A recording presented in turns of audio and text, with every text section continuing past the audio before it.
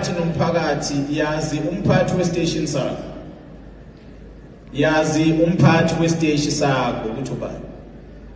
Engikuthume abaphathi bama-station ukuthi njalo ngenyanga kumele kube nembizo efana nale ye-station. Umphathi we-station ahlangane nazo zonke inhlaka zomphakathi, othisha besikole, ubukhosi, amakhansela okumasipala, kana wonke nje umphakathi ofuna ukwazi ukusebenza kwamaphoyisa. Nihlangane ndawonye, amaphoyisa azofika nitshele ukuthi ubugebengu kade kwenzeka endaweni yenu obunjengalo sebehambe kanjani ngokuphenya bona. Azonitshela ukuthi ubugebengu benzeka endaweni enihleli kuyona bume kanjani. Azonikeza imphumela ngamacala ahambiswe enkantolo. Uma ukuthi ukhona oboshiwe wadedelwa ngebhili, kungani ededelwe ngebhili.